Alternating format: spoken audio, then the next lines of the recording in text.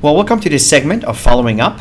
Following up equal growth. And the reason why we say this is 90% of your business will be in a follow-up process. Unfortunately, we found is many people do not follow up, or should say they do not follow through in following up.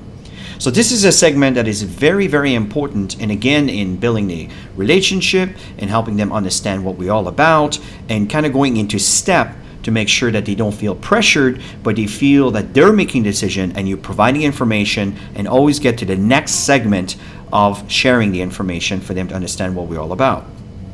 And again, the max duplication cycle is number 1, prospecting, number 2 is inviting, and we're working on number 3, which is the follow-up. And in this process, you are building relationships, you are building trust within your prospect. So what's very important in a follow-up process, and this is what I meant when we first started the segment when I stated you don't want them to feel pressured, is it's not recommended as a follow-up that, in other words, the example that you can see here is that you can make your goose lay the eggs, right? I see this guy here, damn it, where are my eggs? And the fact here is sometimes, very often, this is what people do. They tend to lose patience and with their prospect because they want them to start now, they want them to buy now, they want them to sign up now, they want to go to an event now. And the fact here is that your prospect is feeling the pressure, and that pressure could be the reason why they're not getting involved, they're not coming to invitation, reason why they become no-shows every time you invite them to the next presentation or the next information session that you want to try to expose to them, is that you want to make sure that you connect with them and not pressure them to get to the next step, but make sure that you go at their own pace. And that's what I meant about having the funnel. The time we're going to talk about is you don't want to have one person, but you want to have multiple people that you're following up with, and you follow up in their own terms. So Chris shared many times the prospecting paradigm.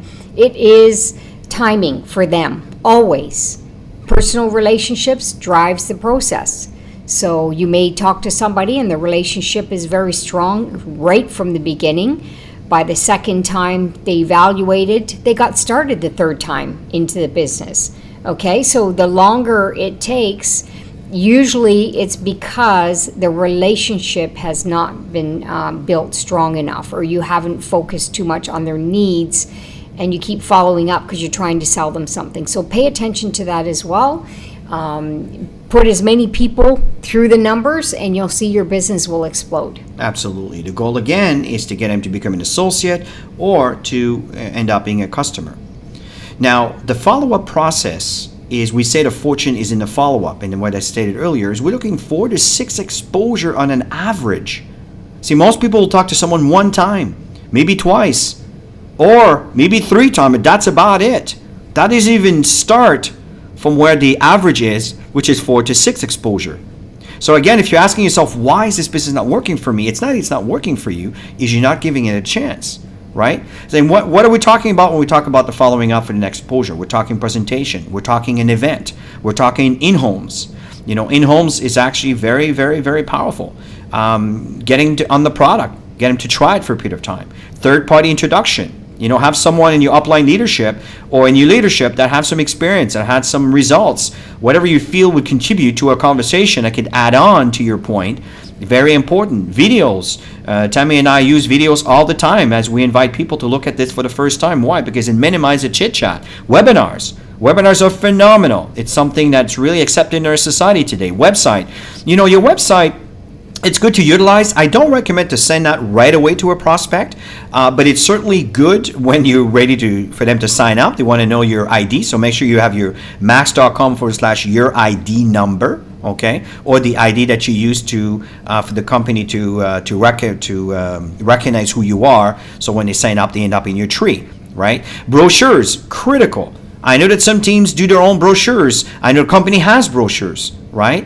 And that's very important. I know Tammy and I have some brochures that we use in our presentations that contains really the summary of our wellness supplements and a little bit of a summary of our compensation plan. Everything can be done in a brochure. And the Maxwell app, it's a tool that's available, a third-party company that Max has partnered with to provide a tool to help you share the information. That could be an additional contact, but it could also be a follow-up process for them to look at more information, right? But the key is to build belief with your prospect. If the belief increases in the company, in the product, in the industry itself, well, you will find that your success will increase. And that's what we mean by equal success. So following up, the key concepts. Number 1, following up is doing what you said you would do. Professionalism will attract the right people. Number 2, the goal is always to set the next exposure. Do not get out of a conversation with the next appointment set up to connect. Number 3, it takes an average of 4 to 6 exposures for someone to join your business, so don't get discouraged on the 1 or 2 rounds. Keep them in your pipeline of following up. Number 4 is to condense the exposures for better results. So in conversation, they may want to have a look at something else, and often I say, well, why don't you just give the product a try? And they go, that's a good idea. And then you get them started and get them to order their products. Number 5 is our goals. Understand where their interests lie. Show them how Max can be a benefit in their lives and help them make a decision. That is what we do. So following up, when you follow up with someone and you make that phone call at the time that you specified, as Tammy stated earlier, following up is doing what you say you're going to do. This is very important. That's why punctuality is critical, right? And ask them what they like best, not what they think, right? Because now you could fall into some traps, right? Ask them what they like best about what they say. Start on a positive note. Ask based on what they've seen, are they ready to get started?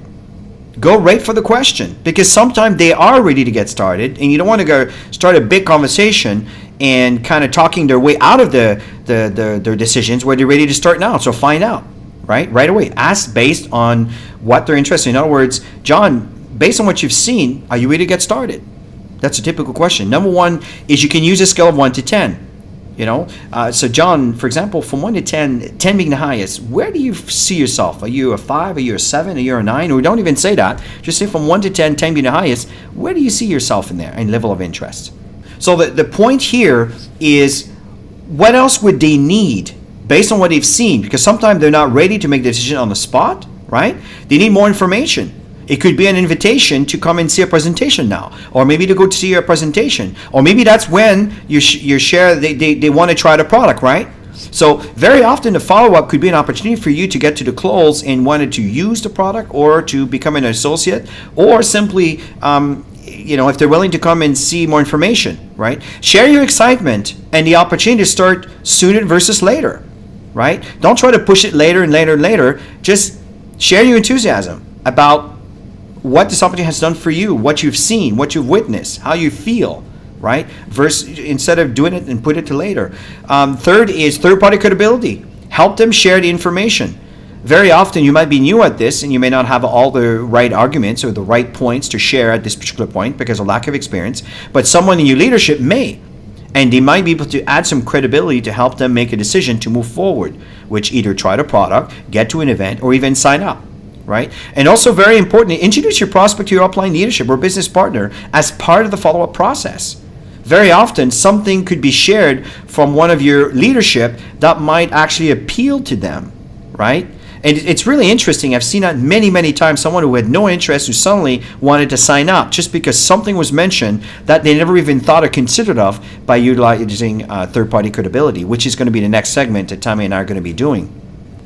And follow up in closing, always do activities and practice. That's what it's all about. Practice on a family member, practice on your associates, practice, and you'll find that you'll get more comfortable in the follow-up in the closing process.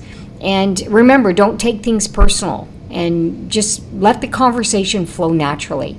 And you know what? I just want to add another point as Tammy was sharing this, is because I know I've done that way back, but Practice with your dog. Practice with your cat. I know that sounds silly. They're going to stare at you. They're going to listen to you with this amazing interest because they love you, right? But I know that sounds silly, but it's actually a way for you to kind of break the barrier, just to kind of break the ice and just kind of just do the activities, right? It could be a lot of fun. So have fun with this. So Tammy and I, again, really thank you for your time, and we look forward to share with you in the next segment. Have a good one.